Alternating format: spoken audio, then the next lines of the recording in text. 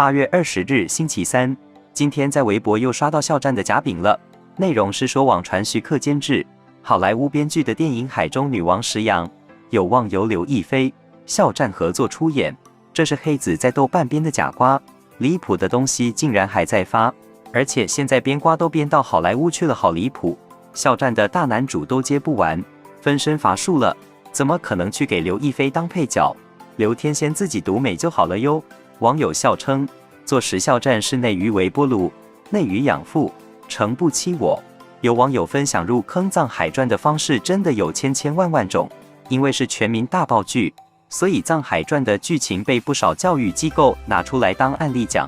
有人上网课就因为听了这些案例就去追剧了，结果一口气追完了，突然想到了很多人也是花式入坑肖战，这说明了美好的东西，只要接触了，不管是以什么方式接触的，都会让人欲罢不能。继王伟忠对话郑晓龙和曹艺文之后，迪士尼昨天也去拜访优酷了。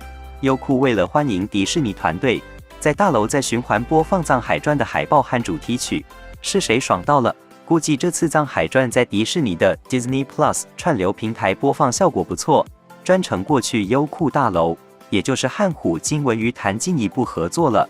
大平台制作人都为《藏海传》来了，现象级爆款作品的影响力和含金量还在上升中。咱就是说，《藏海传》很实在，不玩虚的。说回伟忠哥来串门节目中，恰巧前几天说广电放开了40集限制，对肖战也是利好，有些人还不信。你看曹导和郑导都说了，有点遗憾，《藏海传》被集数限制了，很多东西都得在40集内讲完。我们肯定不喜欢那种注水拍50-60集的剧，但是很多故事确实40集拍起来太赶了，能多几集就刚刚好。而真正要注水的，就算拍30集也会注水。肖战以后会接越来越多的人物传奇剧或者超级大剧，这些很多都是40集以上体量的，不受集数限制真的很好。郑晓龙还说《藏海传》不歌颂皇权，甚至在批判皇权，把善良和正义还给百姓。我突然就想起最近捆绑《藏海传》，甚至还想拉踩的烂剧，竟然是歌颂地主阶级，把真正的老农塑造成懒惰、忘恩负义的形象，就让人很不适。所以好作品是体现在方方面面的。郑晓龙也说《藏海传》续集只要做就会赚钱，这就是大爆剧的自信。但是郑晓龙也说了，不会为了赚钱而拍续集，首先要有好本子，如果没有，宁可不拍。别人说这种话我可能不信，但郑晓龙说我信，因为一开始拍《藏海传》的时候，他甚至不觉得这题材会爆火，但因为曹艺文和肖战都喜欢，他就支持。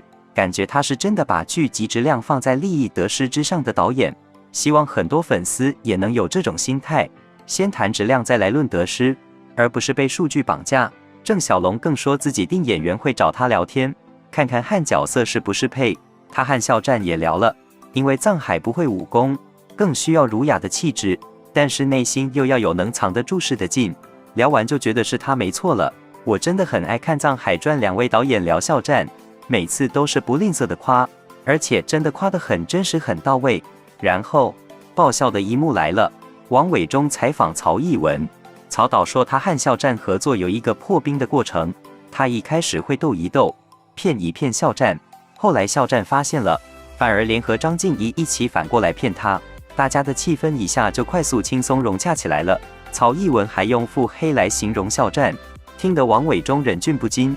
而且这个小曹还有个很好笑的点，人家问他是怎么合作上郑晓龙，他直言不会是靠家里的关系，大爆剧让人自信就是这样的，啥都能讲，反正成功了都是来时路。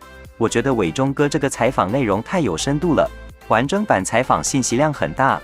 藏海传这次文化输出非常成功，伟忠哥有种自豪感，而且野生编剧的解析没少看。古人靠写书传播，现在靠影视传播。藏海传在台湾甚至海外掀起文化浪潮，把中国文化推出去一定大有未来。王伟忠说，我们那会儿台湾和大陆这边基本都是导演中心制，导演决定一切，好莱坞那边是制片中心制，现在大陆是不是还是导演最权威？郑晓龙说，我现在也不一样，现在是客大欺店，店大欺客。郑晓龙导演真性情，这段的冷幽默逗了大家。网友说，客大欺店的确实有，我就不说了。店大欺客我直说了，这不是就狗力吗？不知道王伟忠有没有做到小曹和他妈关系的功课呢？不然怎么会问出小曹和郑小龙咋认识的这样的问题来？哈哈哈。然后太极高手如正导讲了一下这两个制度的演变，瞬间切换总结。这边好的导演都是找自己信任的人，极懂创作过程的来做制片人。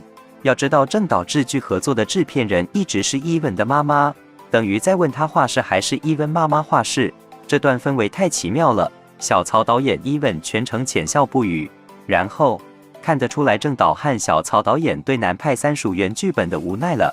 没想到郑小龙和曹逸文又吐槽原剧本了，哈哈哈哈。郑小龙说：“你知道一开始剧本蒙面人是谁吗？是皇上，坚决不成。这怎么可能？皇上用得上这个，还搞什么假面？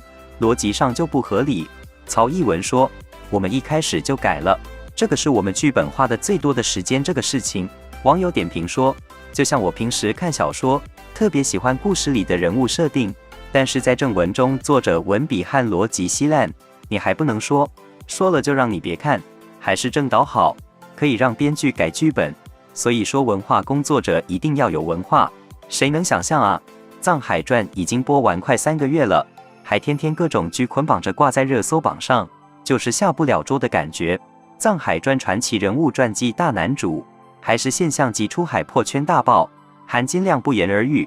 总是被拉上对标也是成功的一个表现。《藏海传》播完后，后续播的每一部剧都要拉着《藏海传》比一比。有关话题有和《藏海传》一样老少皆宜，和《藏海传》比谁更爆？有望超过《藏海传》吗？《藏海传》爆了某某剧也能爆吗？跟《藏海传》比今年谁是剧王？和《藏海传》比今年谁第一爆等等。网友总结说，总之，今年聊爆剧就绕不开《藏海传》。聊剧集口碑离不开《藏海传》，聊播出数据离不开《藏海传》，聊平台翻盘、招商盈利离不开《藏海传》，聊文化出海离不开《藏海传》，聊独挑大梁绕不开《藏海传》，聊一番戏份、戏眼、高光、群像鲜明离不开《藏海传》，聊蜕变、人生角色离不开《藏海传》，聊对艺人未来展望都离不开《藏海传》。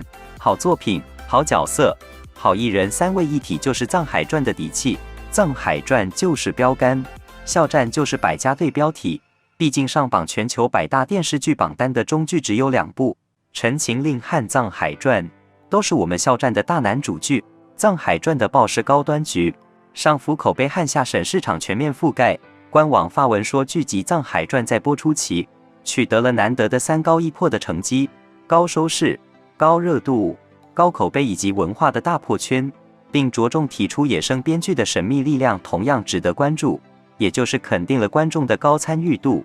全民剧本杀现象级大爆剧《藏海传》，早都走出了粉圈自嗨的爆剧圈层，是真真正正的国民剧。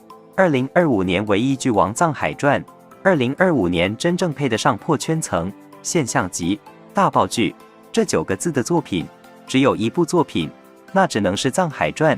他把高收视加高热度加高口碑加破圈层4项指标同时拉到天花板，成为官方、业界与观众3方共同盖章的年度剧王。2025还没结束，后续还有很多新剧要播，估计截止年底，我们的《藏海传》还会被拉着对标一波又一波，好剧就是不下桌。